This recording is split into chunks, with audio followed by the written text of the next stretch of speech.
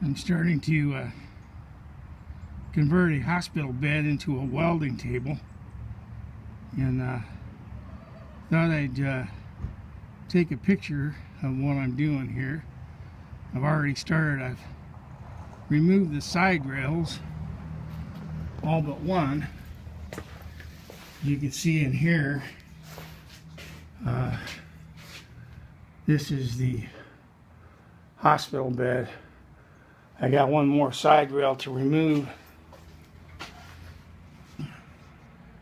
and it's just a simple matter of grinding some of the screws that hold it on, and then going to remove what is not needed and haul down to the salvage yard, and then I will buy some steel, and hopefully these casters seem to be rolling pretty good. They should work okay.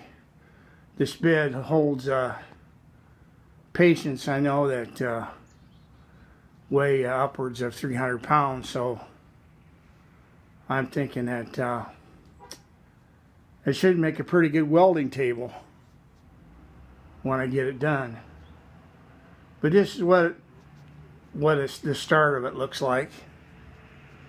I'll try to keep you all informed of how it's going. I also removed the end headboard and the footboard.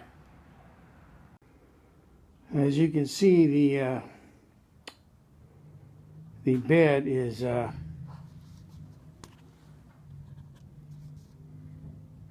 stripped down. A lot of them steel cross members I took out. Found it easier to use the large grinder with a cutoff wheel to remove it than it was to use the torch.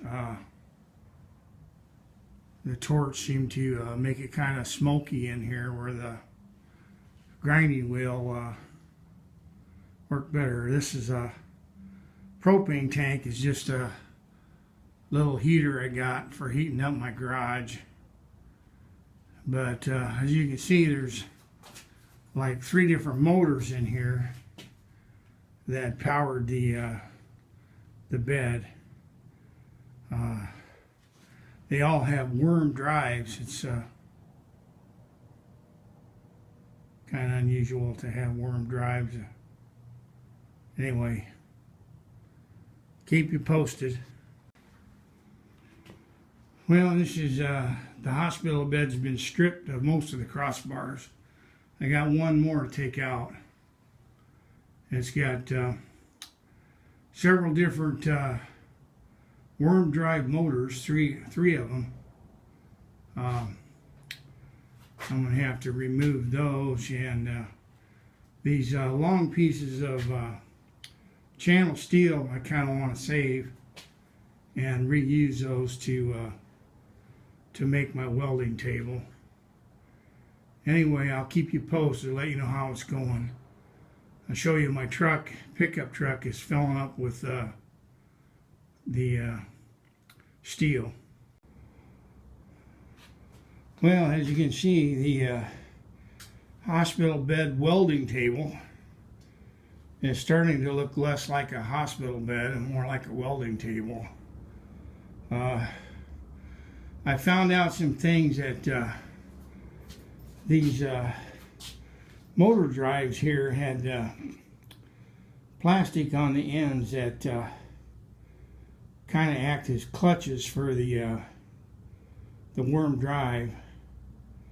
But anyway, I found out those are flammable, and they give off kind of a toxic smoke. So maybe a plasma cutter would be the thing to have. I don't have a plasma cutter, and my acetylene out of gas. I have to order some more acetylene.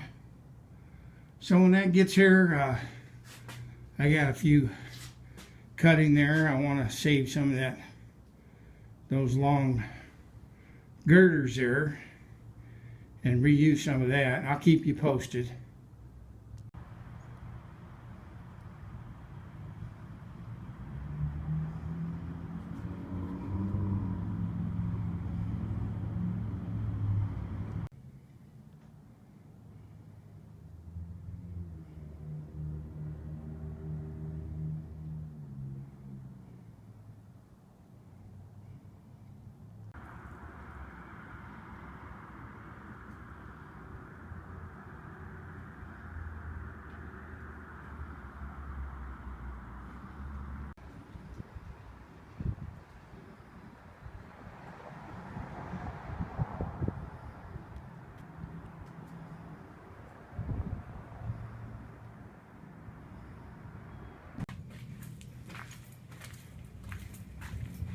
Yeah, look at the